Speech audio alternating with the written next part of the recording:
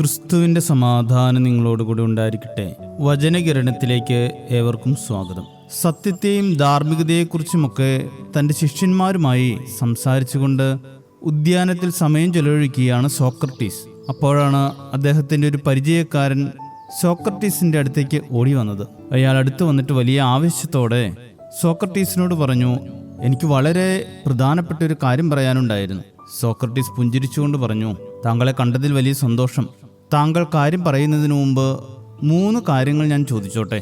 അയാൾ ആശ്ചര്യത്തോടെ സമ്മതം മൂളി. ഒന്ന്, താങ്കൾ പറയാൻ പോകുന്ന കാര്യം പൂർണ്ണമായും സത്യമാണെന്ന് താങ്കൾക്ക് ഉറപ്പുണ്ടോ? അയാൾ അല്പനേരം മൗനമായി നിന്നു. എന്നിട്ട് പറഞ്ഞു, ഞാൻ നേരിട്ട് കണ്ടതല്ല, കേട്ടറിഞ്ഞതാണ്. അതിൻ്റെ സത്യാവസ്ഥയെക്കുറിച്ച് എനിക്ക് ഉറപ്പില്ല. സോക്രട്ടീസ് തല കുനിച്ചുകൊണ്ട് പറഞ്ഞു, ചിലപ്പോൾ അത് കള്ളമാകാം.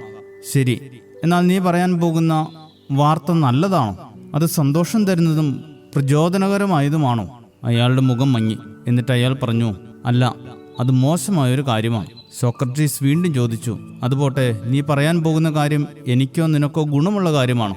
അയാൾ പറഞ്ഞു, അല്ല, അത് നമുക്കൊരു പ്രയോജനവുമുള്ള കാര്യമല്ല. അപ്പോൾ സോക്രട്ടീസ് സൗമ്യമായി പറഞ്ഞു, നീ പറയാൻ വന്ന കാര്യം സത്യമാണോ എന്ന് അറിയില്ല, നല്ല കാര്യവുമല്ല, പ്രയോജനവുമില്ല. പിന്നെ എന്തിനാണത് പറയുന്നത്?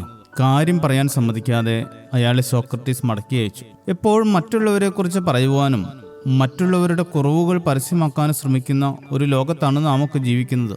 നമ്മുടെയൊക്കെ സംഭാഷണങ്ങളിൽ ഈ 3 കാര്യങ്ങൾ ഉറപ്പിക്കുക എന്ന ഉത്തരവാദിത്വം നമ്മുടേത് തന്നെയാണ്.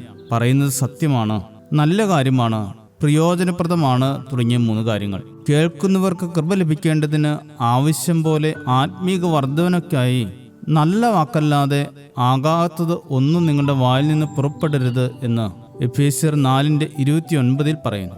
വായിൽ നിന്ന് പുറപ്പെടുന്ന വാക്കുകൾ വെറും ശബ്ദങ്ങളല്ല, അത് ഹൃദയത്തെ സ്പർശിക്കുന്ന വചനങ്ങളാണ്.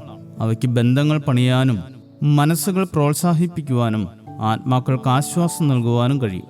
അതുപോലെ തന്നെ അവയ്ക്ക് ഹൃദയങ്ങളെ വേദനിപ്പിക്കുവാനും സൗഹൃദങ്ങളെ തകർക്കുവാനും സമൂഹത്തെ വിഭജിക്കുവാനും കഴിയും. ഇന്ന് സാമൂഹ്യ മാധ്യമങ്ങളുടെ അതിപ്രസരത്തിന്റെ ലോകത്ത് കേട്ടറിഞ്ഞ കാര്യങ്ങളുടെ സത്യാവസ്ഥ മനസ്സിലാക്കി അവ പങ്കുവയ്ക്കുക, നന്മ നിറഞ്ഞ കാര്യങ്ങൾ സംസാരിക്കുക, പ്രയോജനകരമായ കാര്യങ്ങൾ പങ്കിടുക തുടങ്ങിയ ശീലങ്ങൾ നമ്മുടെ ജീവിതത്തിൽ പാലിക്കേണ്ടിയിരിക്കുന്നു.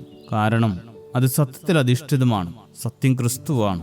ആ സത്യം നമ്മെ സ്വതന്ത്രരാക്കും. നമ്മുടെ സംസാരങ്ങൾ സത്യം നിറഞ്ഞതും പ്രയോജനകരവും നന്മ നിറഞ്ഞതുമായി തീരട്ടെ. ശുഭദിനം നേരുന്നു. ദൈവം അനുഗ്രഹിക്കട്ടെ. യുദ്ധങ്ങൾ, ക്ഷാമങ്ങൾ, ഭൂകമ്പം, പല വ്യാധി